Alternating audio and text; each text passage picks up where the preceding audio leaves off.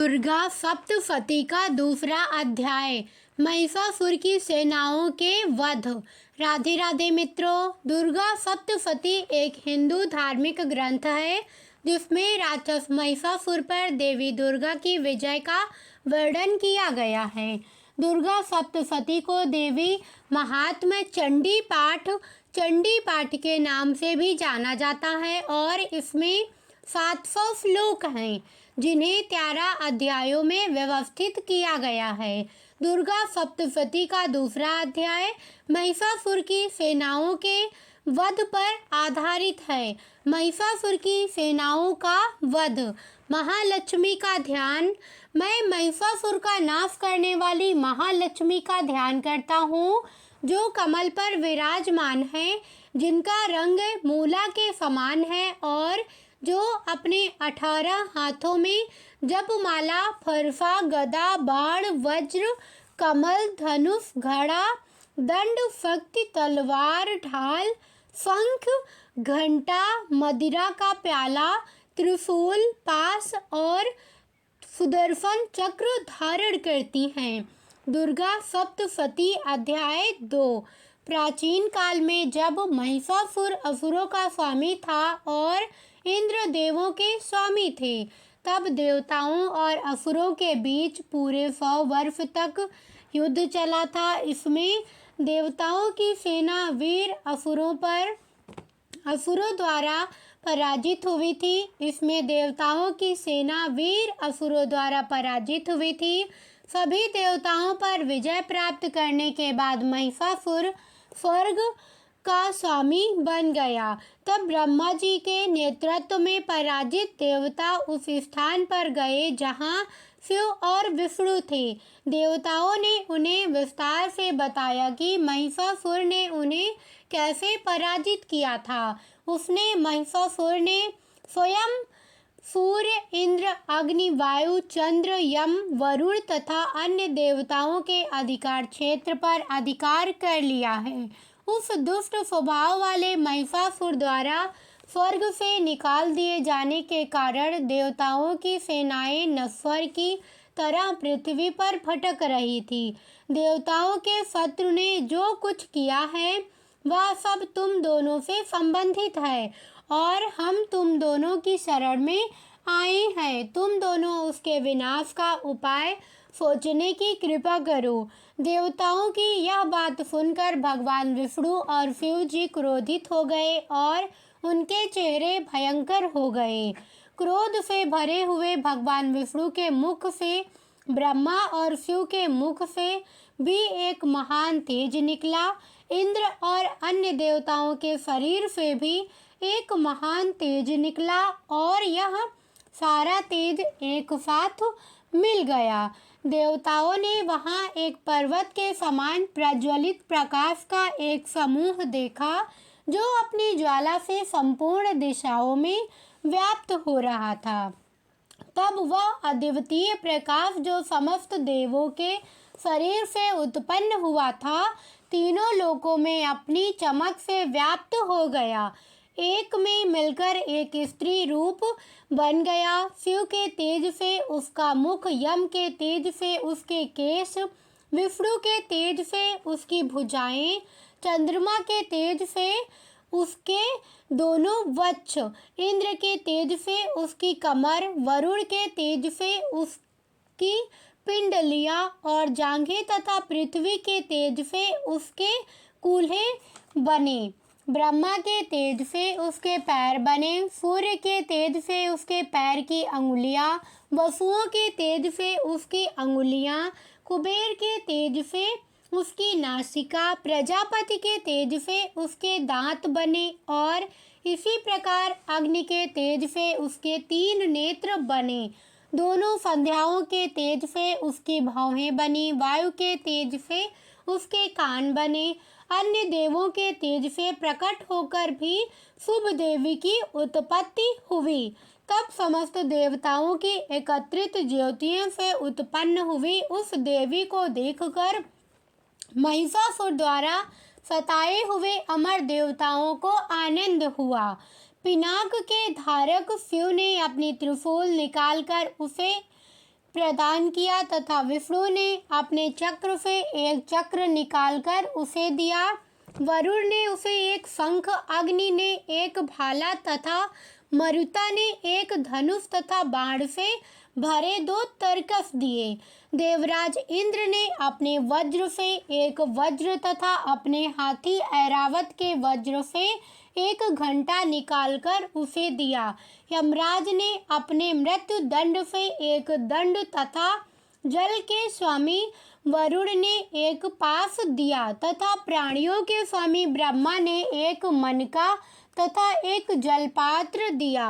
सूर्य ने उसकी त्वचा के सभी छिद्रों पर अपनी किरणें प्रदान की और काल ने एक बेदाग तलवार और ढाल दी। क्षीर सागर ने उसे एक शुद्ध हार, एक जोड़ी अविनाशी वस्त्र, एक दिव्य शिखामणि, एक जोड़ी कर्णफूल कंगन, एक चमकीला अर्धचंद्र आभूषण, सभी भुजाओं में बावजूद एक जोड़ी चमकीली पायल, एक अद्वितीय हार और सभी अंगुलियों में उत्तम अंगूठियां दी। विश्वकर्मा ने उसे एक बहुत ही चमकदार कुल्हाड़ी, विभिन्न रूपों के हथियार और एक अभेद्य कवच भी दिया।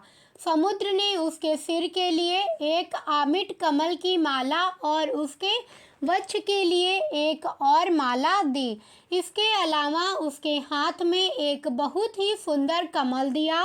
पर्वत हिमवत ने उसे विभिन्न रत्नों से सुसज्जित एक सिंह दिया जिस पर वह सवार हो सके। धन के स्वामी कुबेर ने उसे एक मदिरा से भरा हुआ प्याला दिया। शेष जो इस पृथ्वी को धारण करने वाले सभी सर्पों के स्वामी हैं, उसे उत्तम रत्नों से सुसज्जित एक सर्पहार भगवान शिव ने दिया। इसी प्रकार अन्य देवों द्वारा भी आभूषण और शस्त्रों से सम्मानित होकर उसने बार बार निंदापूर्ण हंसी के साथ जोर से गर्जना की। उसकी अविराम अत्यंत महान भयानक गर्जना से सारा आकाश भर गया और महान गूंज उठी। सभी लोक हिल गए, समुद्र कांप उठे, पृथ्वी कांप उठी और सारे पर्वत हिलने लगे। देवताओं ने प्रसन्न होकर उस सिंह सवार देवी से कहा, तुम्हारी जय हो। ऋषियों ने भक्तिपूर्वक अपना शरीर झुकाकर उसकी स्तुति की। तीनों लोकों में खलबली मची। देखकर देवताओं के शत्रुओं ने अपनी सारी सेनाएं एकत्रित की और एक साथ अस्त्र शस्त्र लेकर उठ खड़े हुए। महिषासुर ने क्रोध में, हाँ, यह क्या है, कहते हुए असंख्य असुरों से घिरकर उस गर्जना की ओर दौड़ लगाई। तब उसने देखा कि देवी अपनी तेज से तीनों लोकों में व्याप्त हो रही हैं, अपने पद चिन्हों से पृथ्वी को झुका रही हैं, अपने मुकुट से आकाश को छू रही हैं, अपने धनुष की टंकार से पाताल को हिला रही हैं और अपनी सहस्त्र भुजाओं से चारों ओर व्याप्त होकर खड़ी हैं। तब उस देवी और देव शत्रुओं में युद्ध होने लगा, जिसमें नाना प्रकार के अस्त्र शस्त्र से आकाश के कोने प्रकाशित हो रहे थे। महिषासुर का सेनापति तिच्छुर नामक एक महान असुर और 4 भागों वाली सेना के साथ चामर तथा अन्य असुर लड़े। उदग्र नामक एक महान असुर ने 60,000 रथों के साथ और महाहनु ने 10 लाख रथों के साथ युद्ध किया। असिलोमन नामक एक अन्य महान असुर ने 15 लाख रथों के साथ और भगवान शंकर ने 6 लाख रथों के साथ उस युद्ध में लड़ाई लड़ी। बिदल नामक एक असुर ने 500 करोड़ रथों से घिरा हुआ उस युद्ध में लड़ाई लड़ी और अन्य महान असुर हजारों की संख्या में रथों, हाथियों और घोड़ों से घिरे हुए उस युद्ध में देवी के साथ लड़े। महिषासुर उस युद्ध में हजारों करोड़ घोड़ों, हाथियों और रथों के साथ घिरा हुआ था।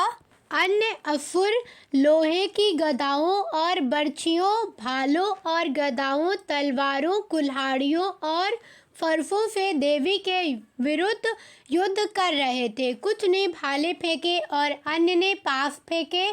वे उसे मार डालने के लिए तलवारों से प्रहार करने लगे।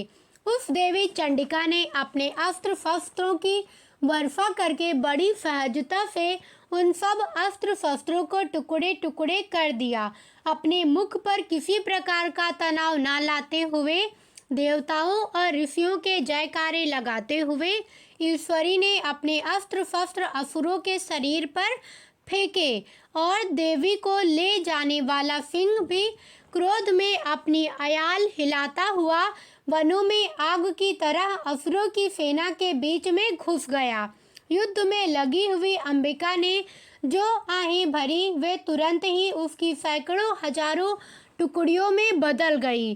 देवी की शक्ति से उत्साहित होकर ये टुकड़ियां कुल्हाड़ियों, भालों, तलवारों, फरसे से लड़ी और असुरों का नाश कर डाला। इन टुकड़ियों में से कुछ ने उस महान युद्ध उत्सव में ढोल बजाया, कुछ ने शंख बजाए और कुछ ने तबर बजाया।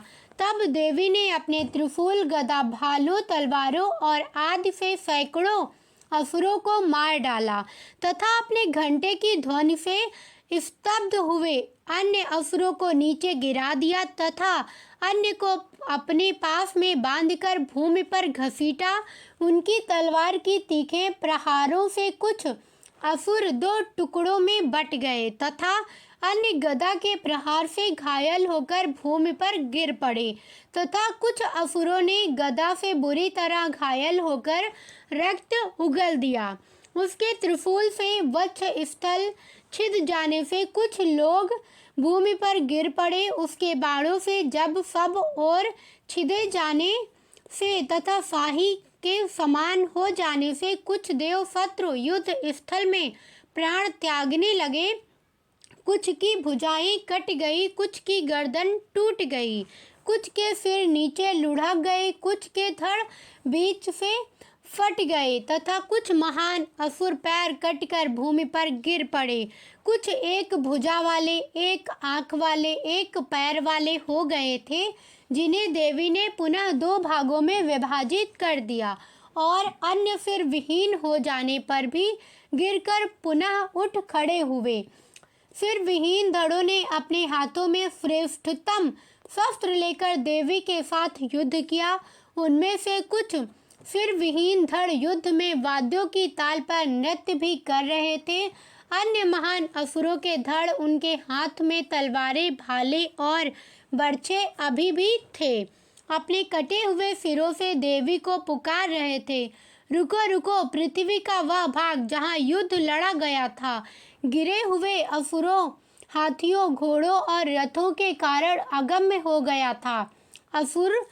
असुरों, हाथियों और घोड़ों का अत्यधिक रक्त तुरंत ही उस असुर सेना में बड़ी नदियों की तरह बहने लगा, जैसे अग्नि तृण और लकड़ी के विशाल ढेर को जला देती है।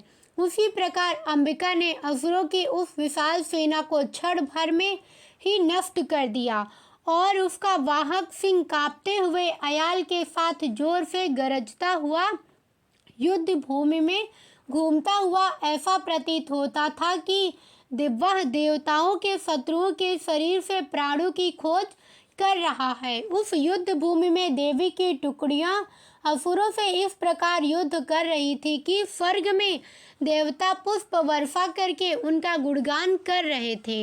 यहाँ मार्कंडेय पुराण में देवी महात्म्य के महिषासुर की सेनाओं का वध नामक दूसरा अध्याय समाप्त होता है, जो सांवर्ण मनु के काल में हुआ था।